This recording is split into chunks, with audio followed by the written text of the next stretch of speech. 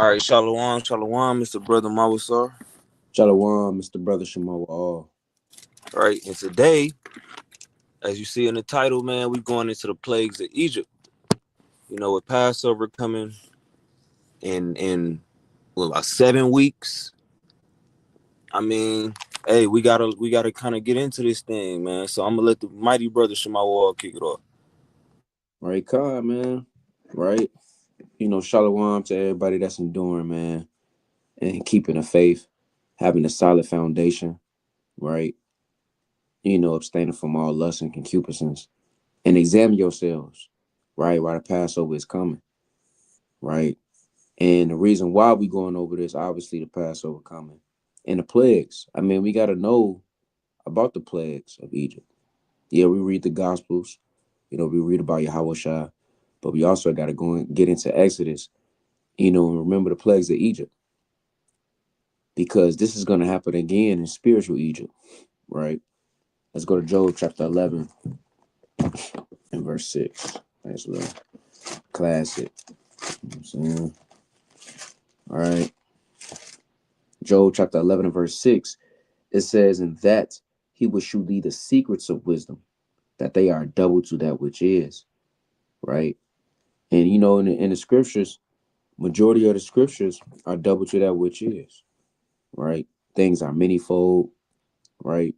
Things are is dual prophecy. That's what goes on in the scriptures of the wisdom of the Lord, the knowledge and the understanding of it, right? So we're gonna touch on the plagues. We may not touch on, you know, all of them. Most I will, and we may be able to the next video, because this things get deep. Learning the spirit of the frogs, um, the lice, the blood, man, right? We're gonna get into it. Right. So we can go with Exodus chapter 7. Exodus chapter 7, man. Let's get into it. Right. So this Exodus chapter 7 and verse 17. Right. It reads, "Thus saith the Lord, in this thou shalt know that I am the Lord. Behold, I will smite with the rod that is in my hand upon the rivers which are in the river." Right. Upon Salakia, "I will smite with the rod that is in my hand upon the waters which are in the river, and they shall be turned to blood." Right. So now we're gonna get into it. I mean, why did the Lord want it to turn into blood? I mean, the Lord just don't do anything for no reason. He don't just say, "Oh, I'm gonna cut your arm off," or "I'm gonna cut your head off." It's a reason for these things, him cutting your head off. Right. You don't want to dig too deeply and you bump your head and be like, "Man, that what spiritual that mean?" Brother, just don't don't go too far. Right. So we're gonna find out of why, you know, why did the Lord want to smite, the rivers with blood, man. Right. So we're gonna go into Leviticus chapter 17. Right. Leviticus chapter 17. Through the spirit. Right. This Leviticus chapter 17 and verse 14. It says, "For it is the life of all flesh. The blood of it is for the life thereof. Therefore I said unto the children of Israel, ye shall not eat the blood of no manner of flesh. For the life of all flesh is the blood thereof. Whosoever eateth it shall be cut off." Right. So the blood is life. Right. The Lord didn't want us to eat, beasts that still have blood in it. That's what Esau like to do. Like some other Jakes, Israelites that like to do it. Medium well steaks and things of that manner. The Lord said you can't eat that. So the blood represents life in certain contexts in the scriptures, right? So, and then on top of that too, right, we're going to go to Revelation 16, verse 3 real quick before I touch on that. Right, this is Revelation chapter 16, verse 3, right? "And the second angel poured out his veil upon the sea, and it became as the blood of a dead man, and every living soul died in the sea." right? So, you know, it's a lot of similitudes and metaphors in the scriptures. All right, let me get this real quick. Hosea. I don't want to be too long-winded. All right, then see if the brother got a precept real quick. Salaka, bear with me. All right. Right, this Hosea chapter 12, verse 10. I have also spoken by the prophets, and I have multiplied it, visions and used similitudes by the mystery of the prophets. And so there's codes and words, you know, names. In that manner, we're going to get into it. So we know what the blood represents. In Revelation 16:3, the sea represents the nations. And when these plagues come abroad, it's the same as ancient Egypt, which these plagues is going to come again. The Lord's going to do it all over again. But it's going to be sevenfold. It's going to be more sevenfold, man. More death, right? So let's drop down to verse. Let's go back to Exodus chapter 17, chapter 7 and verse 18. All right, let's go back to Exodus chapter 7. We're going to hit verse 18, right? So I'm going to read 17 again. Thus saith the Lord, in this thou shalt know that I am the Lord. Behold, I will smite with the rod that is in my hand upon the waters, which are the river, and they shall be turned to blood. And the fish that is in the river shall die, and the river shall stink, and the Egyptians shall loth to drink of the water of the river. Right? So the Lord smite the water with blood, and the fishes, they are going to be dead. They're going to stink, right? And the fishes are man in the scriptures. So the Lord is representing that, hey, the Egyptians, it's time. They about to die. The Lord is literally telling the Egyptians, hey, I'm about to destroy you for destroying my firstborn, right? So let's go to Ezekiel chapter 47, then you got it out. You know, if you got a precept or a point. All right, let's go to Ezekiel chapter 47, because the fishes represents man, and the blood represents life of all flesh, right? So Ezekiel chapter 47, bear with me. Ezekiel 47, verse 7. All right. Ezekiel chapter 47, verse 7.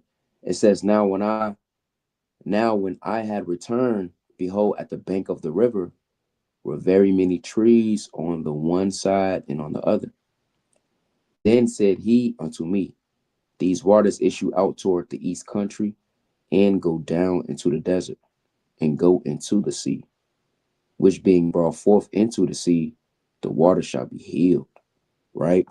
So as we read known, you know, the waters is knowledge, wisdom, and understanding. And it's going into a desert place. Now, we in a desert place right now. America is a desert place. There's no living waters. You can only get that through Yahweh Bashem Yahushua. So right now, the Lord is really issuing out his living waters, his wisdom, right, in a desert place right now. And it will be cut off, right? That famine of the word, it will be cut off. Right? Reading on verse 9, and it shall come to pass that everything that liveth, which moveth, whithersoever the river shall come, shall live. And there shall be a very great multitude of fish, because these waters shall come thither, for they shall be healed, and everything shall live, whether the river cometh. Right? And he said, these fishes shall live. Who are these fishes, man? Because the Lord literally brought his his bank of river through the east country and going down into the desert and going to the sea. And the sea represents also man as well, right? And the fishes, right? So he's literally bringing his wisdom, knowledge, and understanding to who? To Israel as of right now. And the Lord will cut that off, right? Let me get that real quick. And Amos, right? Salaki real quick. Spread, right? Amos, then you got it, Salaki. All right. One more precept. Right. This Amos chapter 8, verse 11. It says, Behold, the days come, saith the Lord, God that I would send a famine in the land, not a famine of bread, nor a thirst for water, but of hearing the words of the Lord. So when we read Ezekiel 47, right? I mean, it's literally going into his wisdom, knowledge, and understanding is being spread abroad through Israel freely right now, right? And some people don't want to get that. They literally thirsty, right? Ain't had nothing to drink in years, maybe beyond years. And the Lord brought them back through regeneration out of mercy, and they still don't want none of the living waters. But that time is going to be cut off, and they're going to desire that. So as we read, in the plagues, the fish that mean is men. So those fish are the Egyptians, right? And that river turning into blood. I mean, hey, that lets you know that the Lord is gonna they're gonna be slain by the Lord, right? But you got anything? And hey, the brother cooking right now, man, doing this thing, right? We gotta understand, like he said, everything is double fold. Sometimes you can just look at it physical. Sometimes you have to look at it both physically and spiritually, and this is one of those things, right? So first, I want to get Revelation chapter 11 and verse 8, right? Because we got to understand, why is Egypt relevant to us when, for those that don't know, we haven't been in that captivity for 3,000, 4,000 years, but it's still relevant to us today for one specific reason, right? Let's read this. It's Revelation chapter 11 and verse 8. And their dead bodies shall lie in the street of the great city, which spiritually is called Sodom and Egypt, right? So spiritually, Sodom was known for all of the amount of sexual immorality. You had, we know about the homosexuality, but you got to think it was a lot more going on than that. But let's just stick with that. What place now spiritually deals 100% with homosexuality, which is the Sodom part, and slavery, which is the Edom part, or the Egypt part? What place on earth besides America could fit that description of being a safe haven for the homos and a place of slavery? So we got to really get into this thing and understand that these plagues of Egypt, they still apply today. There's an Egypt on this place, and we know that Egypt still exists, but there is a spiritual Egypt, which is America. If you look on the back of that US dollar, look at the back of the single dollar bill, the $1 bill. Why do you have a pyramid on there if we're not Egypt? And when I say we, I mean America. Why did the so-called first black president legalize homo marriage if this is not the place that's spiritually Sodom? So that's how we know that America is this place that they talking about in Revelation 11 and 8. But why did these plagues even happen in the first place, right? Let's get this. I got two precepts, and then you got it out. First, let's get my favorite book of the Bible, chapter, Sirach. You know how I get. Sirach chapter 10 and verse 8. It says, because of unrighteous dealings, injuries, and riches, and riches got by deceit, the kingdom is translated from one people to another, right? So the reasons that the Egyptians had to fall, the reason why spiritual Egypt has to fall, which is America, is because of the unrighteous dealings. I mean, think about it, right? In Revelation chapter 2, in Revelation chapter 3, Yahweh himself, Yahweh himself is speaking about people that are pretending to be the Israelites and they're not. That's an unrighteous dealing. And it's not a light unrighteous dealing. It's not just, oh, I forgive you. You was kind of, no. You got to understand, these people took over America itself by pretending to be us. So if the people who pretend to be us, the Egyptians spiritually who pretend to be us, are convincing the entire world that they are us by doing what we're supposed to do, what happens when we do what we're supposed to do? If the imposter can take what you were given and conquer the known world with it, conquer their money, their government, their politics, what happens when the people it was actually created for start to apply and live by these things? Right? So let's get into Proverbs, right? I want to get Proverbs chapter 1. Right? We're gonna get straight into Proverbs chapter 1 because this is very essential that we understand why these plagues come about. Right? This Proverbs chapter 1 in I'm starting at verse 20. It says, Wisdom crieth without, she uttereth her voice in the streets. She crieth in the chief place of concourse, in the openings of the gate. In the city she uttereth her words, saying, How long will ye simple ones? How long, ye simple ones, will ye love simplicity? We're gonna drop down. Verse 24. Because I have called and ye refused. Now, if you read Exodus, Moses didn't just go to the Pharaoh one time. It wasn't just a one time, hey Pharaoh, what you doing is kind of bogus. You a little mean for how you treating my people. Just let us go so we can serve. The Lord sent them back over. And I'm talking about Moses, over and over and over again. Gave the Pharaoh chance after chance to let the Israelites go. Right? Let's keep reading. Proverbs 1 and 24. Because I have called and ye refused.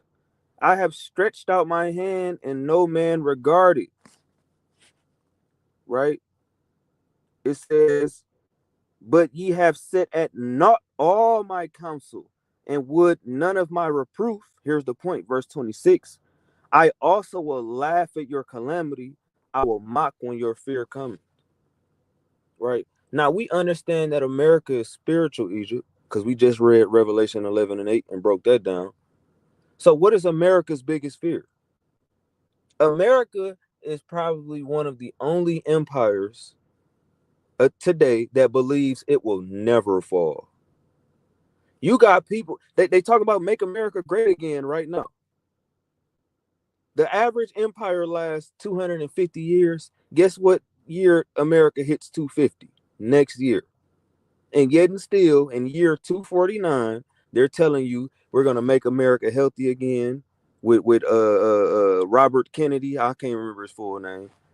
You know, you got Trump talking about Trump and Elon Musk, the dynamic duo. You know, they trying to kind of figure out where this money is going, and you got all this stuff going on. They trying to save Egypt right now. Could the Pharaoh save Egypt? I got one more precept out, and then you got it. Salaki. I got one more precept, man, because this is absolutely ridiculous. And then the sad part is you got so many of our people who trusting in Egypt.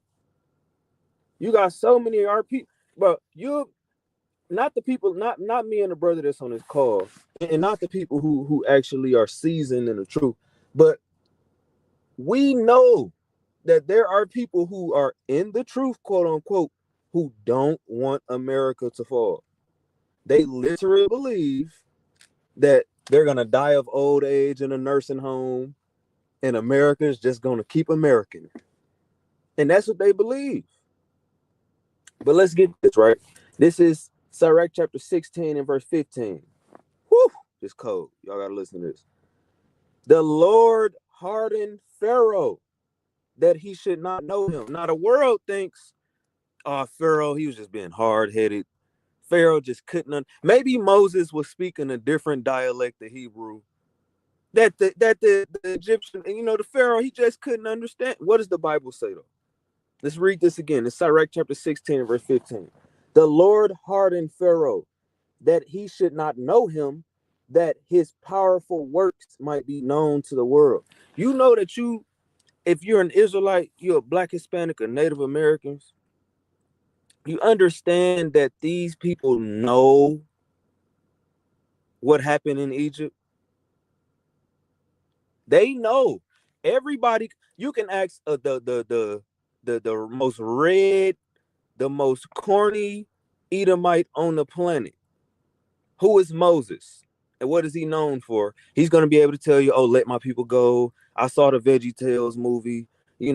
I saw the Passion of the Christ. I know about it. They're going to tell you these things. But what they're not going to be able to tell you is that the Lord did all of those things for his own glory. So if we know that he did that to the old Egypt, why is he going to do what he's going to do to the new Egypt for his own glory? So this is for us, for the Israelites. Just like we walked out of Egypt, we can and we will walk out of America, but the Lord required us to do something before we walked out.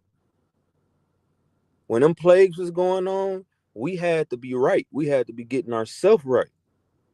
We had to be doing certain. The Lord is not this softy that the world makes him out to be. He loved his people just as much as me and this brother Shema will all love our people. However, that does not mean that you can do whatever you want to do and he's just going to be there to clean up the mess. Because that's what we went into Egypt in the first place. But you got to... He bringing it up, man. See, this all tied through the spirit. It all ties back to America, spiritually Egypt, man. The Lord hardened Pharaoh's heart. The Lord hardened Esau's heart. His heart is hardened, man. He think this place still gonna last. Pharaoh thought his kingdom was still gonna last. And look, as we read into it's falling. It's falling, man. It is falling. We see it's happening right now. Plane crashes.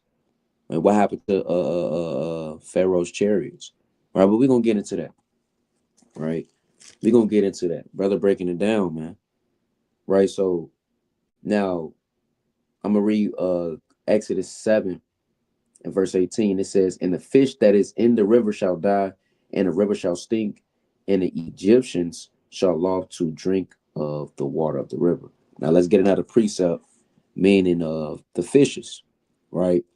One more precept. This Ecclesiastes chapter 9, verse 12. It says, for man also knoweth not his time, as fishes that are taken in an evil net. So the Lord is still comparing man to fishes, because man don't know their time. We don't know our time. We don't know how long we're going to be in the truth, right? The Lord could take our spirit tomorrow, right? His spirit, right? His soul, he could just take it and we gone. We don't know. Just to have a fish when it runs into the net, when it's taken by an evil net. A fish don't know what he finna be eating. Fish don't know when his kid's gonna be taken, right? So the Lord is steady comparing man to fishes. In the scriptures in Exodus, the fishes are the Egyptians, right? The Lord is letting them know they're gonna be slain, man. Let's get Jeremiah chapter 2, right? Matter of fact, I'm gonna hold that. But when it says the Egyptians gonna be the Egyptians shall law to drink of the water of the river, is because they're gonna law for their doctrines and philosophy, right? They're gonna because it's gonna be worthless, even though they still gonna try, but deep down they're gonna be. It's just they forcing the course of the river, man. They know it's not gonna work. That's like them back in the day when they had the air cartridges. What's that Dreamcast? You know it's not gonna work, but you so many times you put it in and it don't work. You know it's not gonna work. You tried plenty of times for like a month. It's not gonna work, man. That's the spirit of the so-called white man, right? So let's read on. Let's jump down to verse 22. I'm gonna start at 21, right? It reads, and a fish that was in the river died, and the river stank, right? And the Egyptians could not drink of the water of the river, and there was blood throughout all the land of Egypt, right? And the musicians of Egypt did so with their enchantments, and Pharaoh's heart was hardened, neither did he hearken unto them, as the Lord has said, right? Now we know that, the Egyptians, they was known for sorcery, a lot of witchcraft and things of that manner. A lot of nations was. And America has that same spirit. America has that same spirit. So as they're don't even know that they're fighting against the Most High, thinking they're God, Esau is going to do the same thing. Let's get Isaiah chapter 19, right? Let's go to Isaiah chapter 19, because they're going to do this when the Lord comes back, right? They're going to do this when the Lord's come back. Because who was doing these plagues? I mean, his son, Yahweh Bashem Yahushua. He was sending his son to smite the waters, right? I mean, obviously it was He was using Moses, but that power was from Yahweh Bashem Yahushua, man, right? Let's go to Isaiah chapter 19. Isaiah chapter 19 and verse 3. It says, the spirit of Egypt shall fail in the midst thereof, and I will destroy the counsel thereof, and they shall seek to the idols, and to the charmers, and to them that have familiar spirits, and to the wizards. See that? Let's start at verse 1. It says the burden of Egypt, right? And we know what the brother brought out in Revelations 11 and 8, right? It's spiritual Egypt, man. It says the burden of Egypt, man. The burdens. This is what's going to happen to Babylon the Great, spiritual Egypt, spiritual Sodom and Gomorrah, America, man. This is what's going to happen. The burden of Egypt. Behold, the Lord rideth upon a swift cloud, and shall come into Egypt, and the idols of Egypt shall move at his presence, and the heart of Egypt shall melt in the midst of it. I mean, it says the Lord rideth upon a swift cloud. Who's going to do that? For you Old Testament onlys, who's going to do that? Did this happen yet? When did this happen? Let me know. I want to know. And don't wing it either. Jump down to verse 3. And the spirit of Egypt shall fail in the midst thereof, and I will destroy the counsel thereof, and they shall seek to the idols, and to the charmers, and to them that have familiar spirits, and to the wizards. And what the Egyptians was doing, they went to the musicians, man. They went to the wise men, right? Right after he smoked the waters, right? The fish stink. The water was very thick. If anybody's seen Prince of Egypt, it was very thick, right? No plants was growing, right? That's what happened, man. And they want and America's gonna do the same thing. They're gonna go to their wizards and charmers, familiar spirits, they warlocks. Hey, they gonna fail, man. So this is literally what's gonna happen again, right? Let's go to verse chapter 8. Right. So we know that the blood, right, is life. The blood represents life. It's the life of all flesh, in a beast. Right. You can't eat anything with the blood. The Lord don't want you to do it. You're not dead, right? You're not a dead man walking. You're not a zombie. We were, right? And now we know that those fishes are men, right? So let's get into the frogs. What the frogs represent. And man, if you was on your laptop, because when you go into Egypt, the Salakia. the kind Salak. when you go into Egypt, uh, they had a lot of obviously they had a lot of idols and things of that manner. So that some of these plagues was representing of what they worship, which is crazy. The frogs, the lice, right? I believe the books of the dead, it like goes into that so called.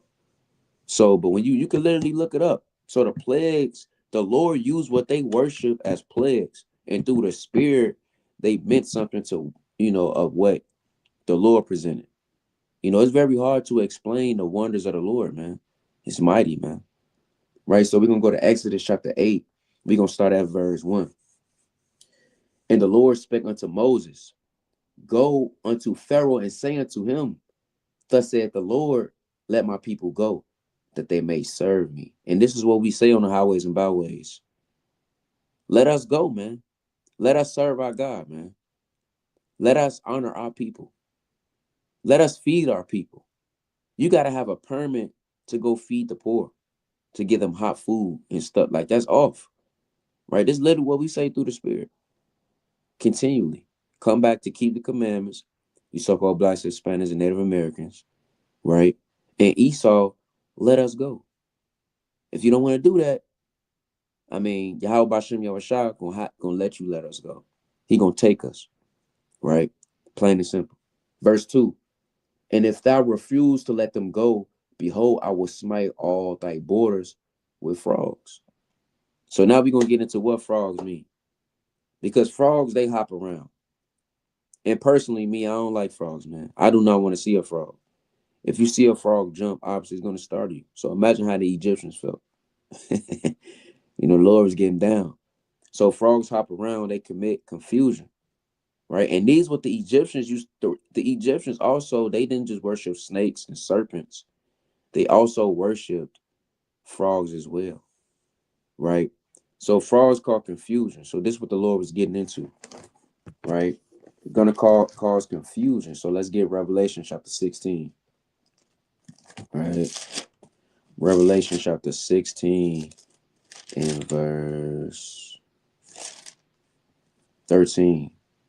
It says, and I saw three unclean spirits like frogs come out of the mouth of the dragon and out of the mouth of the beast and out of the mouth of the false prophets. Right. So the three represents the number of completion, right? Those spirits are the angels, right? When you read, it says, and I saw three unclean spirits like frogs come out of the mouth of the dragon, right? Those spirits are angels, right? So when you read on, you know, those spirits hop out to make Esau push that button, man. Cause confusion. The Lord's going to cause confusion to the kings, right? I mean, look. You really think they know what to do to make this kingdom last? Come on now. You really think they know what they're doing? And if they for certain know what they doing, right? Shalom, all praise to the Most High, mighty Yahweh, right? But if they really think they know what they doing, right? It's all for destruction, man. The Lord not doing it. It's all for destruction, right? So that the three unclean spirits, three represents completion, right? Those spirits are angels, right? And it says like frogs come out of the mouth of the dragon, right? So that dragon is the Roman Empire and that beast is America, right? And out of the mouth of the false prophets is the religious system. Jehovah Witness, all these Jehovah Witness, what you got, the Catholics and what else? What else? Religion, dang, just Lent, Christianity. I You mean, you got got Baptists, you got Buddha, Buddha, the Islam, you got damn science. What is that? Scientology. man, So many. and they creating some. So out of the mouth of the false prophets, I'm gonna say this again: the dragon, that's the Roman Empire; the beast, that's America, right? The false prophets is the religious system, right? So everything that's set up on the left hand side is gonna be cast down, right? These spirits is what's gonna turn, you know, to World War III. Gonna turn Esau into World War III, urging him to push the button, urging him to sign bills, these laws, do everything, man. Damn, months ago, it was a plane. I forgot who was it. Was it Russia or Ukraine or something? But they end up sending like a plane like crashing to Ukraine. They said they didn't try to do that, right? So I'm gonna bring this precept out, which is madness, right? Uh, go back to Isaiah real quick. Isaiah chapter 19, right? Man, if you had your laptop out. So this Isaiah chapter 19, verse 14, it says, the Lord hath mingled a perverse spirit in the midst thereof, and they have caused Egypt to err in every work thereof, as a drunken man staggered in his vomit. So they just caused confused. They just confused, man, staggered, man. Just a perverse spirit. Hey, that's what Revelation 16 and 13 going into. I mean, that's literally that same spirit, man. Right? So let's go to Wisdom of Solomon chapter 19. Right? Wisdom of Solomon chapter 19, verse 10. Right? This man, it's fire. Right? Verse 10, right? It reads, "For they were yet mindful of the things that were done while they sojourned in a strange land, how the ground brought forth flies instead of cattle, and how the river cast up multitude of frogs instead of fishes." Right? What came forth was confusion, man. Right? When dead bodies start to drop, you know, in these land, it's gonna start confusion in World War III. That's that same spirit of what's gonna happen. When you see them, it already starting confusion. Just not on a deeper level, you know, but it's starting a little bit because people think they know what's going on. But as more can begin to happen, they, oh man, you know what? I really don't know. You know, I don't know, man. It's causing confusion. You don't know. You don't know, right? So once it really happens, when Esau pushed that button, the famine is going to cause confusion. That's that same spirit. The Lord is going to put that same spirit upon earth, right? Right. So we can go back to let me get one more precept. All right, let's go to Psalms 105. If you got something, you got it. Last precept, right? Let's go to Psalms 105. Right. So the frogs represent confusion, right? So when the famine hits and when bombs drop, families dying, it's going to cause confusion. It's that same spirit. Let's go to Psalms 105 and verse 30. Right? It says, "Their land brought forth frogs in abundance in the chambers of their kings." Right? Why did the land brought frogs in abundance? Why did the Lord do that? In the chambers of the kings? Because who's ruling right now? Who's the king right now?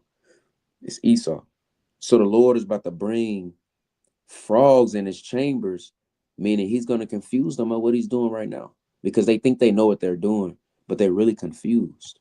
And then the Lord is going to turn that furnace up, turn up that spirit, and they just going to be slow, just doing anything to have this kingdom to last, but it's going to cause confusion. That's why, man, right? This place is falling, man. As we see in Exodus, the ancient Egypt is falling. The same with America, man. But you got it. And one point I want to bring out is that just like how America is falling little by little, Egypt didn't fall in one day, right? That's just not how it works. So a lot of times we on the highways and byways, or we might be on these videos, we might be wherever we at, where we discussing the truth. A lot of our people believe that if the nukes don't hit America in 2025, that the truth is not real, and that Yahweh Shah was lying, and that the Bible is written by, and then they get to pulling out all these scoffing points. But if you really sit down and read Exodus, these things came by little and little. All the plagues didn't come at the same time. It was this plague, then it was that one, then it was that one, and then it just kept going, slowly breaking down the Egyptians until it was a wrap, right? So I want to get into this, right? First off, let's get into Isaiah chapter 36, because Isaiah talked about the Egyptians, and he was well after Moses. But let's see what he had to say about Egypt. Remind you, this is spiritual Egypt that we in right now, right? It's Isaiah chapter 36 and verse 6. It says, "Lo, thou trustest in the staff of this broken reed on Egypt, whereon if a man lean, it will go into his hand and pierce it. So is Pharaoh king of Egypt to all that trust in him." And who is the king of spiritual Egypt right now? Big old Donald Trump. He's making America great again. Hey, you got Jakes literally out here. They wearing the MAGA hats. They got the Trump sign. They got the little flag. They got the car stickers you could put on your car. They got that nasty what's that yard sign they be putting in their yard? Trump 2024. You got Jakes doing that. You got a bunch of Jakes lining up. You know, it was a group in Salakia for my language called Niggas for Trump. I'm not lying. I remember hearing about that. Niggas for Trump. And it's exactly what it sounds like. So I'm going to read this verse again. It's Isaiah chapter 36, verse 6. Lo, thou trustest in the staff of this broken reed on Egypt, whereon if a man lean, it will go into his hand and pierce it. You trusting in something that's literally going to cause you great agony in the long run. Right? I want you to think about somebody like P. Diddy. Like real talk though, like all jokes aside. If P. Diddy can get to the American dream, like they call it, let's call it the Egyptian dream right now. He had the Egyptian dream. You got the money, the cars, the clothes, and the hoes, right? But can that save him out of this situation that he's in? Can that save him from that? They said that Diddy is in one of the worst prisons in New York. So could Egypt save him? Could the money that Egypt gave save him?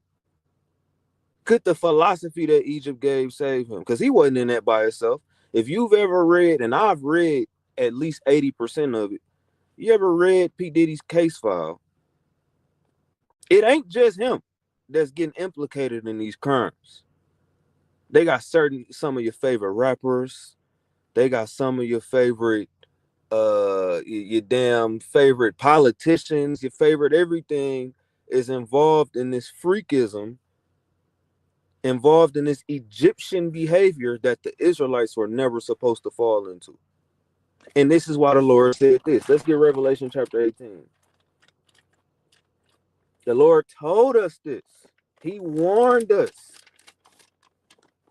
You know, and brother, we agree.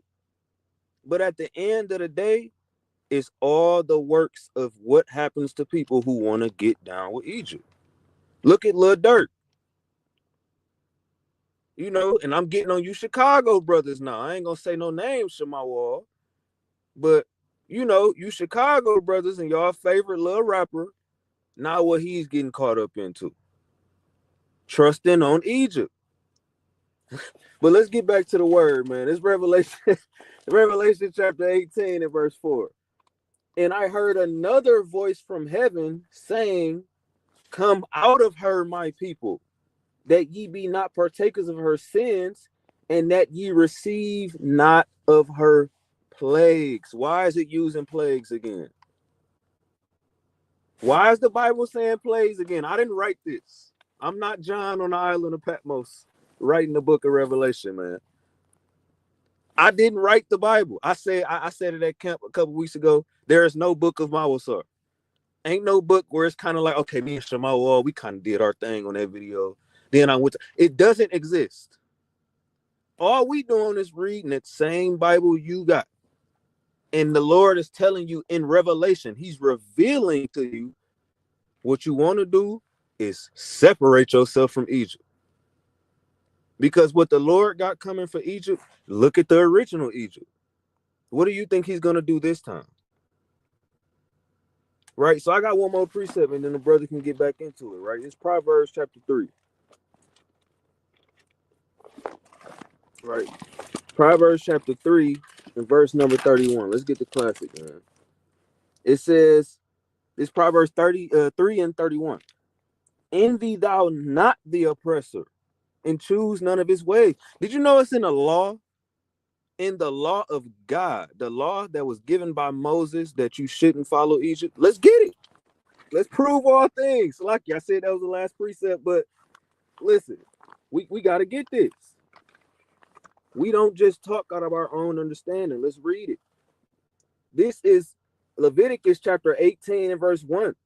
And the Lord spake unto Moses, saying, speak unto the children of Israel, and say unto them, I am the Lord your God. And this is a cut for all you people who disagree with what the Israelites saying and what we teach. Hey, Moses keep addressing the Israelites directly for some reason. but we're just making it up, right? Let's keep reading. After the doings of the land of Egypt, wherein ye dwelt, shall ye not do. I'm going to read that again. Leviticus 18:3. After the doings of the land of Egypt, wherein ye dwelt, shall ye not do. We are not supposed to do what the Egyptians do. What is a black man doing celebrating Independence Day? Where were you going to be at on July 4th, 1776, when they was popping fireworks and drinking moonshine and hanging your brothers and sisters?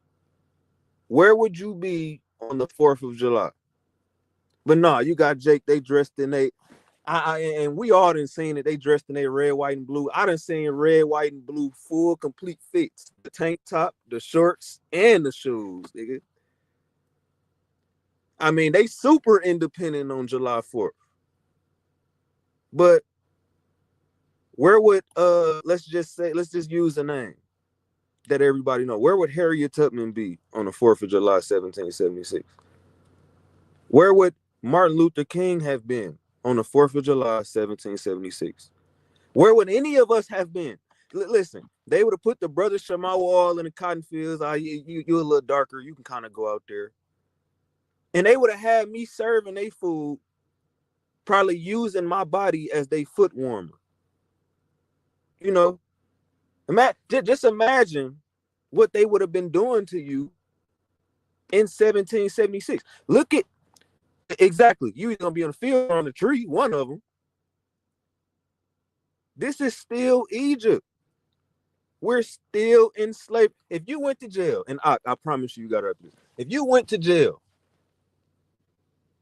and then you had a child and then your kid had a child, but y'all never left this prison compound, how in the hell are you free just because, well, my daddy got locked up 3 generations ago? I'm still here, but I'm free though.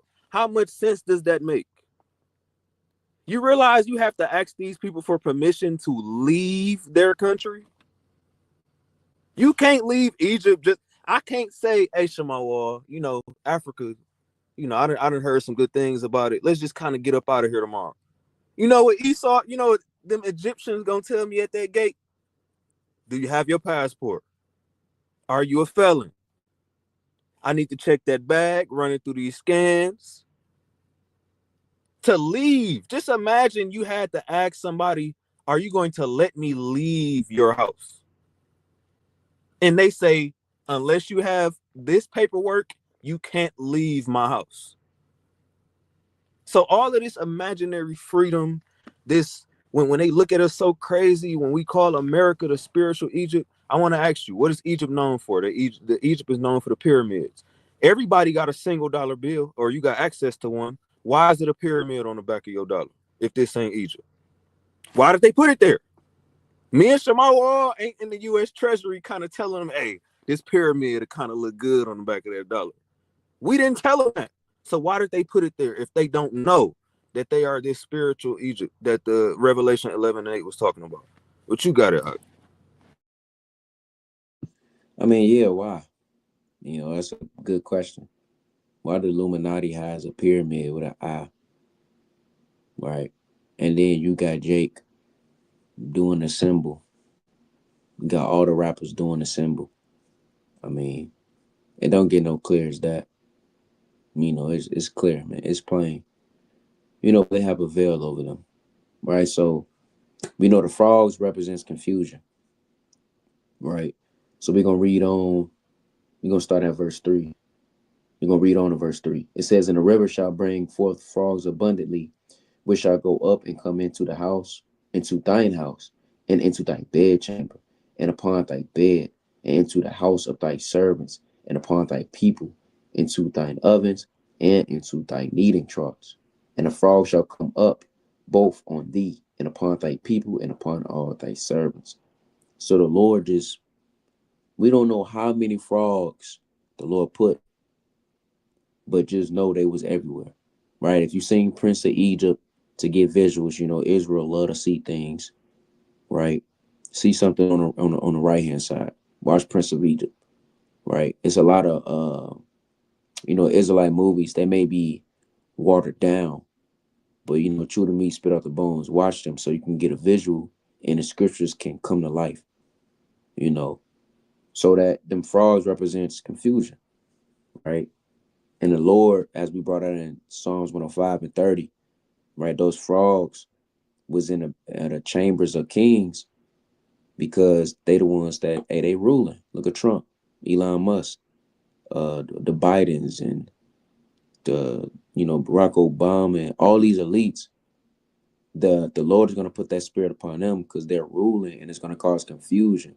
And when they're confused, everybody's going to be confused, right? When all hell break loose.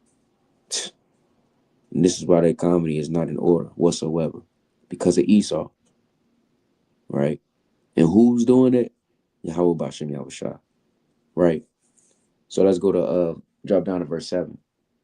And the magicians did so with their enchantments and brought up frogs upon the land of Egypt, right? So literally, the Lord put a spirit on Pharaoh to make it seem everything is okay. And that's how America is. They think everything is okay. They think everything is cool. You got Trump talking about some who he shook his hands with, Putin or whatever, Putin, talking about peace, confusion. You're not in control of nothing, right? This is the same spirit the Most High put on Pharaoh, right? This is the same spirit that he will go up to the wise man, having them, hey man, man, do your thing, man. Man, God ain't on nothing. That's what Esau be saying. Esau be doing that. That's madness. It's madness, right? That is straight madness, right? Let's go drop down to verse 16, right? It's madness. So verse 16, it says, and the Lord said unto Moses, say unto Aaron, stretch out thy rod and smite the dust of the land, that it may become lice throughout all the land of Egypt, right? So dust is the lower state of man, right? Dust is the lower state of man. So the Lord is telling Pharaoh, the Egyptians, who he's also telling Esau, Babylon the Great, spiritual Egypt, right? Hey, the Lord is going to send dust to that land. They're dust, nothing but ashes and clay, right? Let's get that. Let's go to, let me see what I want. Leviticus 14:41, right? Because dust is a lower state. The Lord is telling Pharaoh that his people, they're going to be in the lower states through the spirit. So the Lord is not doing things just because he want to do it. There's meaning behind it. And when he does send it, it's coming with force. The Lord sending his angels to do these things. The Lord sent Yahweh Shah to do these things, right? As he sent Yahweh Shah and his hosts, he's going to do it again. The Lord is coming back with his chariot and thousands of angels. It's going to happen again, whether you believe it or not, right? So let's Leviticus 14:41, right? It reads, and he shall cause the house to be scraped within round about, and they shall pour out the dust that they scrape off without the city into an unclean place, right? So this is literally going into the signs of the leprosy in the house, right? This is in the law, right? And this, dust, is an unclean thing, and it's a lower level, you know, what I'm saying? When you scrape it off, you're supposed to put it in a clean place. This is what they have to do in the law. And the Lord is literally going to do that to Esau. He's literally going to take him out, man. Right? So, on the spiritual level, we dust. We created from a lower state. The Lord created us from a lower state, and through mercy and grace, he's going to exalt us. Right? The Lord just don't put somebody on top and they haven't earned anything. Obviously, we have to earn something. We are the true definition of starting from the bottom. Right? So let's go to Ezekiel 28. All right. Ezekiel 28 real quick. Kind of. All right, this is Ezekiel 28. Ezekiel 28 and verse 17. Right. It says, thine heart was lifted up because of thy beauty. Thou hast corrupted thy wisdom by reason of thy brightness. I will cast thee to the ground. I will lay thee before kings, that they may behold thee. Right. So the Lord, he's talking about the so-called white man, King of Tyre. Right. So he's telling them, hey, thou hast corrupted thy wisdom by reason of thy brightness. I will cast thee to the ground. I will lay thee before kings. So the Lord is literally sending dust to Egypt, right, to let them know that, hey, they're gonna be put down in a lower state. This is the same spirit of the Most High is gonna put, Esau, man, in this place. They getting brought down to a lower state. The point that brother brought out, Egypt wasn't taken down in one day. As we see, America right now is getting taken down slowly but surely. The Lord is just stripping them one by one. Let me get this. Let me get that.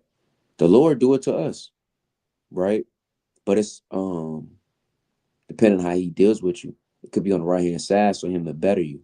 But if you're going off like Esau, he's gonna take everything that you have. Your car, your business, right? Then your money, your wife, your kids, your house, until you're literally dust, right? Bring you back into a lower state because you're very proudful, right?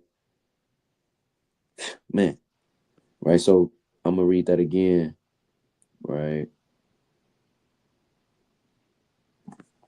So I'm gonna read that again. Right. So Ezekiel chapter 28, verse 17, it says, Thy heart was lifted up because of thy beauty, that has corrupted thy wisdom by reason of thy brightness. I will cast thee down to the ground. I will lay thee before kings that they may behold thee. Right? Because the king of Tyre, the Egyptians, they was so-called wise. They was wise on the left-hand side, and their wisdom what brought them low. So the Lord is gonna have made them use their knowledge, their wisdom to bring them down. Right? Man, that's crazy. Man, right? So let's read that again. Exodus 8 and 16. It says, The Lord said unto Moses, Say unto Aaron, Stretch out thy rod, and smite the dust of the land, and it may become lice throughout all the land of Egypt. So the Lord is going to bring them to a lower state, man. Right? Bring them to a lower state. And whoever dwells in Egypt, you want to go back to Egypt, you want to go back to America, you're going to be in that lower state as well, right along with them. So let's go to Isaiah 47:1, right? Going to the spirit of these plagues, man. You got to know what, we got to know these things, right? As Passover coming up, right? Really remembering our forefathers and our foremothers, what they've been through, you know, man. So this, oh no, I was in Jeremiah, so like, right? So this is, I don't want to be long-winded. We got too much time. Let's touch on some plagues. Isaiah 47:1. Come down and sit in the dust, O virgin daughter of Babylon. Right? And we know America is also known as Babylon the Great. So the Lord is telling America, right, which is spiritual Babylon as well, which Babylon the Great. It says, Come down and sit in the dust, O virgin daughter of Babylon. Sit on the ground, there is no throne.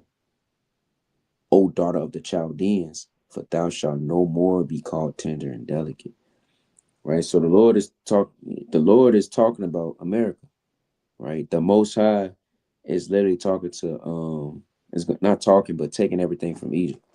He's taking everything slowly as America's getting stripped slowly, man. Like it's the Lord is like doing it with so much patience. It's crazy, right? He's gonna be in a low state, man. He's gonna have nothing. That's what happened to Nebuchadnezzar, right? He been brought down to a low state quickly. He's been prideful. He thought that. Let's get that. Let's go to Daniel.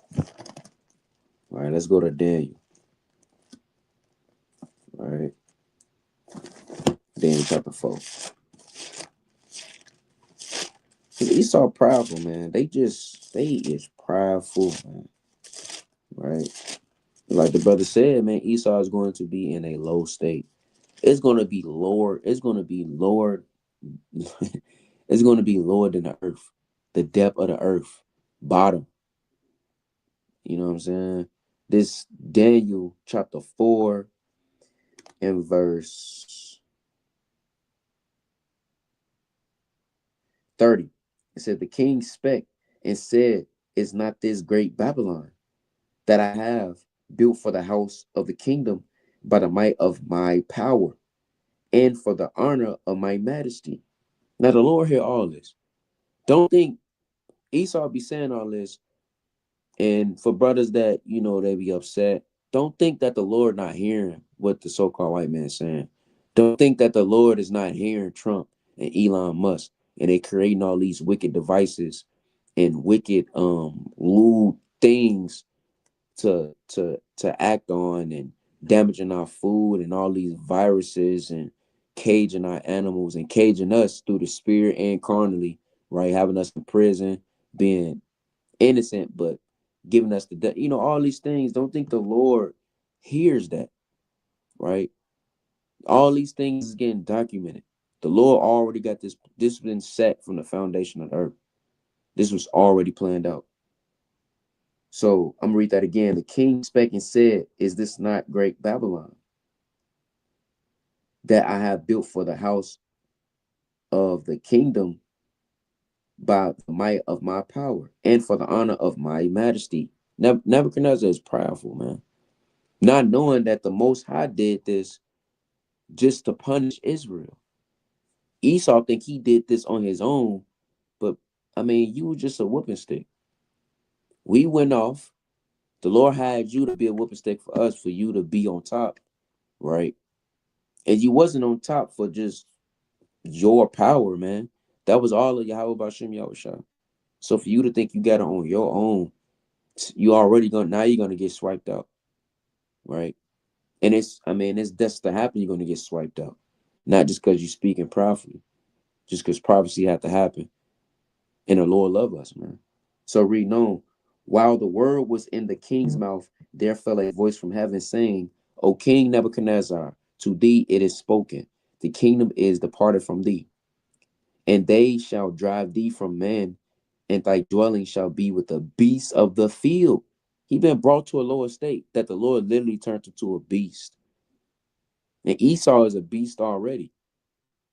So he really going to go into his natural habitat when the Lord bring him to a lower state.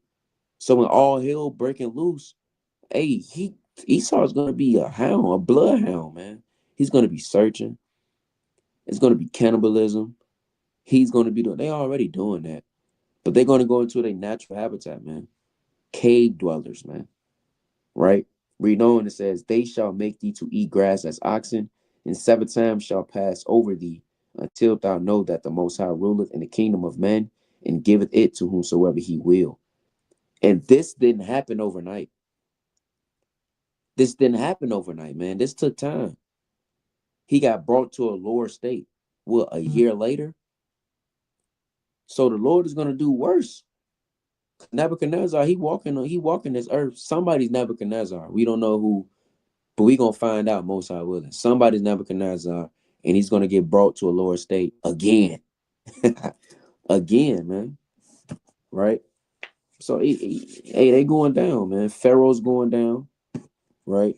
The modern day Pharaoh's going down. The modern day Nebuchadnezzar is going down. The Antiochus, Demetrius, all these famous men on the left hand side that was ruling, they still on this earth. They're gonna get brought down again. Right? We don't know who Trump is, but he's somebody. Just know he a wicked spirit, and he's gonna get brought down. Right? So the dust means he's gonna get brought to a lower state. Right? He's gonna get brought to a low state. Let's go Wisdom of Solomon chapter 5. Right? We ain't got much time left, but we're gonna try to cover as much through the spirit. We may can do this the second time just because it's Passover coming up. So let's go to Wisdom of Solomon chapter 5. Right? Nebuchadnezzar got brought to a lower state. That didn't happen that way. The Lord can do all things, but what fun is that?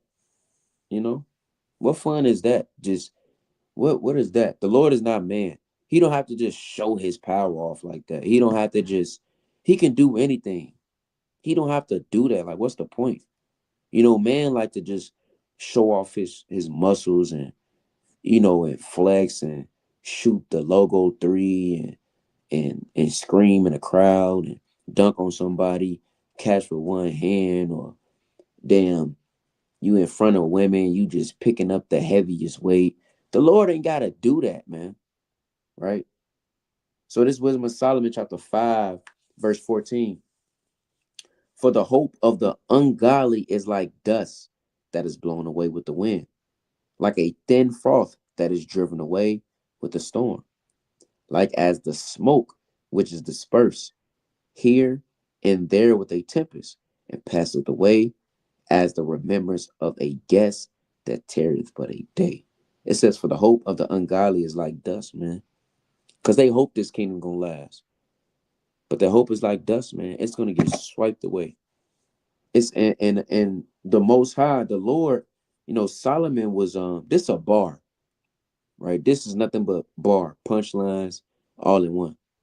Because he said is like dust that is blown away in the wind, like a thin froth that is driven away with the storm. And if anybody know what froth is, that's like a yellow type of, cold froth, and it's driven away with the storm. Hey, that's fire, man. Right? But the Lord is saying when it is blown and made into lice, which create affliction and turmoil. So the Lord is bringing affliction on Egypt, right? It's gonna bring them to a lower state, right? And they're gonna get affliction, man, and turmoil. They're gonna get just all type of irritation spirits, and they're gonna get plagued, man. Right, man. So let's go back to Exodus 8. If you got anything, Ak, you can bring it out through the spirit. Right. So this Exodus chapter 8 and verse, I'm gonna read 16 again. It says, and the Lord said unto Moses, say unto Aaron, stretch out thy rod and smite the dust of the land, that it may become lice throughout all the land of Egypt. Right. So the Lord is gonna bring them to a lower state, and as they be brought into a lower state, he's gonna afflict them, which is that lice was represent. Because lice, you get itchy, it's irritating, you start to burn, right? Hey, that's crazy because now Esau formed lice in his head, man, which is a crazy genetic to have. All praise to the Most High. All praise to Yahweh Shem Yahushua. We not damn Edomite, right? But the Lord is gonna say, the Lord is gonna add affliction to him, man. Brought into a lower state and add affliction. That's gonna be hell, man. It's gonna be hell for them, right? This is literally what's gonna go on in America, man. All these plagues that we're reading and through the spirit, as we able to bring out, by Yahweh Bashim Yahushua, it's gonna happen, man. And it's gonna be beautiful to look at if you in the spirit, right? So let's go to Exodus 20, right? Exodus 20, Exodus 8, verse 20. So like, and the Lord said unto Moses, rise up early in the morning and stand before Pharaoh. Lo, he coming forth to the water, and say unto him, thus saith the Lord, let my people go, that they may serve me. Right? Verse 21. Else, if thou wilt not let my people go, behold, I will send swarms of flies upon thee, and upon thy servants, and upon thy people, and into thy houses, and the houses of the Egyptians shall be full of swarm of flies. And also the ground whereon they are. Right? So the Lord is going to send a swarm of flies. This ain't the normal flies that you get in your house when you barbecue and you sniping them. And you got them, what's them things? Them flies. It's like a little sticky fly you can put on the ceiling. Nuts. Yeah. Like gnats, you got that on your ceiling. You can't. Nah, these flies that the Lord sending, you can't get rid of them. Right? You can't get rid of them. Right? And what the flies represent? Flies attract. is attracted to death, right? And stinky things, right? They attracted to death, diseases, right? Graveyards, blood, and nasty things. And through the spirit, the Egyptians, that's who they are. They nasty. They stink. They're dead, right? They have no soul, right? They just disgusting. These Hamites are disgusting. These nations are disgusting. The Lord is going to send through the spirit swarm of flies. These flies are attracted to dead and nasty, and they attracted to poop. They'll sit on poop forever. They just love poop. That's who the Lord said they. Hey man, they shit, man. Esau is nasty, right? They do all type of lewdness and wickedness. Let's get a Hebrews chapter 12. Right, Hebrews chapter 12. All right. Hebrews chapter 12. All right. This is the book of Hebrews chapter 12, verse 16. Lest there be any fornicator or profane person as Esau, right? A fornicator or profane person. Who's also that? The Egyptians, man. I mean, when you go in Leviticus 18, they got a whole law about you not messing with your family, your kin, man. Your close kin. How profane is that? How profane is that, man? Right? And Esau, they do things worse than that. How can that go far? They do things worse than that. What is that? Mess with a beast. The Lord is going to send that spirit, man. Swarm of flies, they're attracted to dead and nasty things. Esau, the Moabites, the Ammonites, right? The Egyptians, the Canaanites, Ishmael, right? Elam, right? Uh uh uh all these other nations that not Israel, they're nasty, right? They all disgusting. They are abominable. So the Lord is gonna send that through the spirit, man. Right? They can't get rid of these flies. The Egyptians couldn't get rid of these flies, man. Right? Ain't no sticky notes and damn, not sticky notes, but the little net traps, and you can't use that with the Lord, man. You can't use that. Right? This is Ecclesiastes chapter 10, verse 1. Right? Dead flies cause the ointment of the apothecary to send forth a stinking savior. So doeth a little folly. Him that is in reputation, reputation for wisdom and honor. It says, so do a little folly, right? It ain't folly, man. These other nations folly, man. They stink. It says, dead flies cause the ointment of the apothecary to send forth a stinking savior, right? And then, as the Lord say, so do it the little folly. The Egyptians, all the other nations, they send forth a stinking savior through the spirit. The Lord smells them. They smell very bad. And you have Israel like that too. But the Lord literally lets you know how you can have a sweet savor. This is why let's get Psalms 147, man. Right? All praise to Yahweh Bashem Yahweh Shai. He only gave his laws to us to know how to please him, right? To know how to do sacrifices, right? And correct yourself. And then sending his son to be able to have a chance to do the law and then correct ourselves and examine ourselves, right? This Psalm chapter 147, verse 19, it reads, he showeth his word unto Jacob, his statutes and his judgments unto Israel, right? So all praise to Yahweh Bashem Yahweh Shai, man. He gave us a law to how to do sacrifices, how to season, how to salt that lamb, right? How to cut the lamb, how to shear the lamb, what to do with the dung and the liver and the kidneys, right? Make sure that it's burning upon the altar day and night, man. He taught us these things, right? And so you don't send a strange fire like Aaron's sons. These other nations send strange fires. They send a stinking savor, man. That's what they do. So the Lord is gonna send these swarm of flies, man. Right? Flies are not a small punishment. Yeah, you may have, and then look how irritating it is when one flies in your house. I mean, come on now. It's irritating. Just one fly. And don't let it be the size of your thumb. You know what I'm saying? Come on now. You got a fly in your house the size of your thumb, and you can't get rid of it. It's just on steroids. It's just flying around. You trying to cook, right? Damn, the barbecue kids running around. You trying to swipe the fly, they run right in front of you. One fly is already irritating. So this not no small punishment, right? When the Lord is gonna put, let's get Hebrews chapter 10, right? Hebrews chapter 10. It's Hebrews chapter 10, verse 31. I'm gonna start at 30. Right? It says, for we know him that have said, vengeance belongeth unto me. I will recompense, saith the Lord. And again, the Lord shall judge his people. Right? It is a fearful thing to fall into the hands of the living God.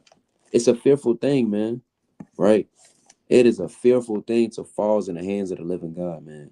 Because when he punishes, it's just, it's righteous. And he don't punish you right away. It's with patience and long suffering, right?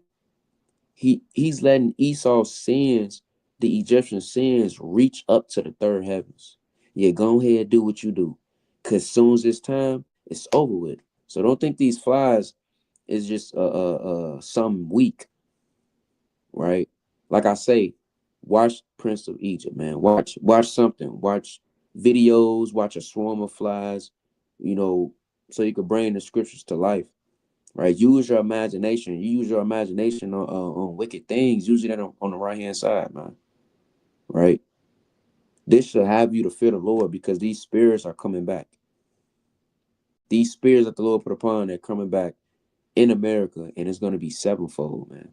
It's going to be double that, right? So we got to get into in the spirit, and be prepared and not be damn, drunk as when the Passover come. All right. So let's get Exodus chapter 9. Right, hey man, it's not a small punishment, man. The Lord get down. All right, what the brother say? He said, I see videos of the Hamites with flies all over their faces, and they have that nasty uh, big stomach, and that's lightweight on what's to come upon them. Right. See that? They stink, man. They got flies all on them like they rhinos and like they lions or beasts. Right? Only beasts be having flies on them and they just be chilling. Like you ain't itchy. You know what I'm saying? That's what the man must be doing. You got flies all on you crawling. You're not even scratching yourself, right? Jake, Eve, Jake, when we got long hair or any hair, we feel hair on us. We think it's something. We get the itching. They don't do none of that. That's how they just foul, man. We really messed up with the Lord, man. Right. So let's get Exodus. Right. We're gonna end it off with this. Through the Spirit and most are willing next week. you know, the Lord allowed us to do this again just to cover all the plagues because, we got to go through these things, right? We got to go to the plagues and then we got to go to, Yahweh Shah, man. Read about Yahweh Shah, right? His crucifixion and what he been through, all the affliction and turmoil and the healing and the miracles that he's did, right? So let's go to Exodus chapter 9 and verse 3, right? It reads, Behold, the hand of the Lord is upon thy cattle which is in the field, upon the horses, upon the asses, upon the camels, upon the oxen, right? And upon the sheep, there shall be a very grievous murrain, right? So the Lord is coming at the economy, right? The cattle represent strength, right? The cattle represent strength and beasts. Egypt was very rich, right? So the Lord is going to destroy the money, right? The stock markets, right? The businesses, right? Hey, we got cattle, man. That's business, man. Hey, that's a business transaction. We got cattle, asses, oxen, right? Make sure your lamb good. You got flesh to eat, right? Hey, things get taken care of in the ancient world. That was your money in the ancient world. So the Lord said He's going to just send them a rain, going to plague the animals, right? The cattle and the oxen and the beasts, right? You know, cattle brings forth strength in Egypt, and the horses represent strength as well. The Most High is the Most High breaking the strength of Egypt, man.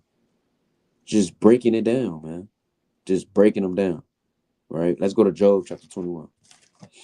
Right.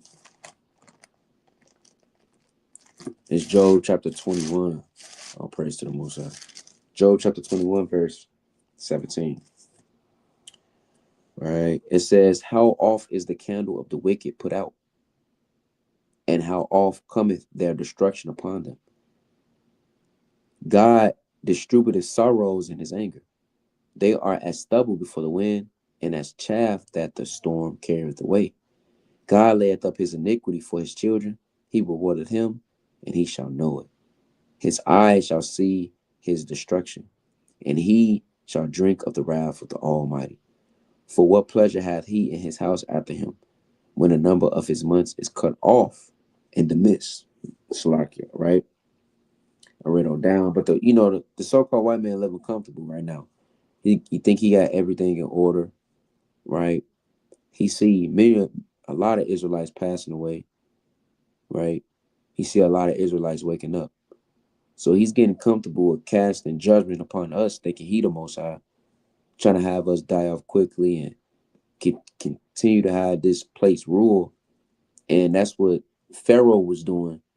So the Lord went to destroy his cattle, which represents his strength, right? Man, let's go to Second Maccabees. All right, Second Maccabees. All right, Second Maccabees in chapter 12. All right, Second Maccabees chapter 12, verse 11. It reads, "Whereupon there was a very sore battle, but Judas, side by the help of God, got the victory, so that the Nomades, Salakia, of Arabia, being overcome, besought Judas for peace, promising both to give him cattle and to pleasure him otherwise." Right, and as you see, the heathen, you know, try to seek Judas' peace by giving him cattle, and because the beast represents strength, the beast strengthens his kingdom. It strengthens the kingdom in Egypt, right? In the ancient world, any kingdom, right? Because the beast represents strength, right? So let's go to Sirach chapter 7, verse 22, because that's their money, man, in the ancient world. You a rich man if you have cattle and oxen and asses, right? Let's go to matter of fact, let's get about Abraham, man. Let's get about Abraham. Let's get Abraham. All right. This is the book of Genesis, chapter 13, right? And verse 2. It says, "And Abram was very rich in cattle, in silver, and in gold." Right? So Abram, which was changed to Abraham. Hey, he was rich in cattle, man. Abraham was a rich man. Why? Because he had cattle, man. He had silver and gold, right? So, hey, that's a part of your money. You have to take care, of your cattle. If not, I mean, you're not good with your money, man. And Jake not good with his money now. So, in the ancient world, he was just freaking off with the cattle, right? This is Sirach chapter 7, verse 22. It says, "Hast thou cattle? Have an eye to them, and if they be for thy profit, keep them with thee." Right? So the Lord is really teaching you how to save. The Lord is teaching you how to save your money, how to deal with your money, right? So if you got cattle, take care of them. Abraham took care of his cattle. Isaac, Jacob, right? Solomon, right? Hey, our forefathers knew how to take care of their cattle. Joseph did it. They knew how to take care of their cattle, man, right? That's one of the cheap cattle is one of the cheap things in the ancient world, right? Abraham was rich. Job was rich. Job had plenty cattle, beasts and oxen, right? So one more. You got anything up? Kind of got a closing preset when you done. Gone, right? So we gonna stop right there. So most high willing, you know, I'm gonna get let's go to I'm gonna get one close. Proverbs chapter 77. Let's get a classic real quick. Proverbs chapter 77 and verse 5. Right? It says, I have considered the days of old, the years of ancient times. So we always have to consider the days of old, right? The years of ancient times, man. We got to consider that. So as Passover coming up, we got to go into the spirit of the plagues, right? We got to go into how we came out of Egypt. Because all these things that happened to our forefathers is going to be a repeat again.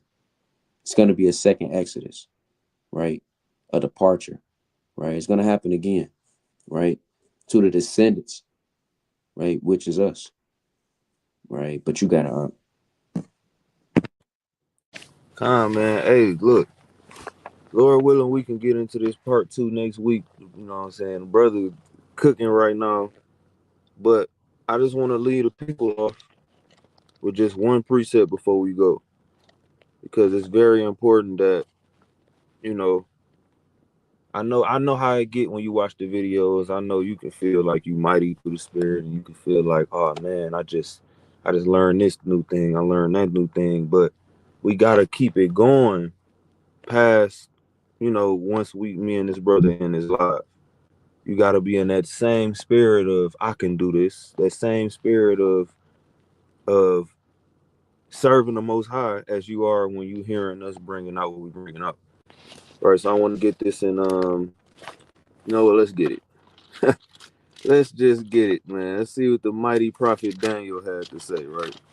It's Daniel chapter 7 and verse number 18. It's the classic. It says, but the saints of the Most High shall take the kingdom and possess the kingdom forever, even forever and ever. So don't be that Israelite who get deceived thinking, oh man, America gonna get destroyed. What am I, all this money I saved up in my 401k? Man, look, we get the kingdom, bro. Do you understand the gravity of that? That out of all things, we get next. We got next, like the mighty HOI brothers say. Now I'm gonna get this last precept because for us to get next, like I said earlier, people think that the Lord is just this softy who can just, you can do whatever you want and you can get the kingdom and you can get this, and that. And that's not just how I go. Now, before I read this, I want to say first off, shalom to everybody who's in the comments. You know, shalom to all the people. We got this brother right here, Azza. Behold, I will do a new thing. Now it shall spring forth, and shall you know it? I will even make a way in the wilderness and rivers in the desert. Brother bringing out the precepts. Shalom, son of Jacob, house of Judah. Shalom to this brother also, Yazian David. Yehuda. We see y'all, you know what I'm saying? We just got to bring out this word first sometimes. It be like that. Shalom to this brother right here, Uzar. Right, this is what it's all about. It's about our nation coming together, man, hearing the truth. So I'm gonna leave y'all with this last precept, and then we out of here, man. It's 2 Timothy chapter 2 and verse 3. Right, specifically for my brothers out here on them highways and byways. You might be at home trying to teach your family. You might be whatever. This is just encouragement for y'all brothers who putting in this brick, just like me and my brother Shema Wall are. It's 2 Timothy chapter 2 and verse number 3. Thou therefore endure hardness as a good soldier of Yahweh Shah Hamashiach. He said, thou therefore, he's talking to you. Whatever your name is, whether you Yazian, you Azza, you son of Jacob, house of Judah, you whatever Israel, you bind Yahweh, whatever, it doesn't matter. Guess what? We got to endure hardness like good soldiers of Yahweh Shah Hamashiach, who the world called Jesus Christ. Look what he went through for us. The least we can do is deal with family issues for the truth. The least we can deal with is, being broke from time to time for the truth. That's the least we can do. You know what I'm saying? The brother says shalom. Shalom to you too, right? So I want everybody to understand this is even for me and my brother Shema Wall. because we not exempt from it. We all got to endure hardness like good soldiers. We all gonna have a battle. We all gonna have something we going through. We all gonna have family issues. We all gonna be dealing with stuff at the workplace. But guess what? Like Daniel said, the saints of the Most High shall take the kingdom. We got to remember what we doing this for. So these plagues of Egypt, all praise to the Most High, they gonna come back and they gonna fall on this Egypt that we in right now. And the Lord is gonna deliver his people, and we gonna get that kingdom that Daniel said we was gonna take. But with that, I want to give all praise, honor, and glory to Yahweh Bashim Yahushai, right? Lord willing, y'all was edified, man. You know, send up the prayers for your brothers, for your nation, for us, right? Because hey, we almost out of here. We almost there. We just got to keep going, keep pushing, right? With that, want to give all praise, honor, and glory to Yahweh Bashim Yahushai, Kwam Yasharala, and Shalom. Shalom.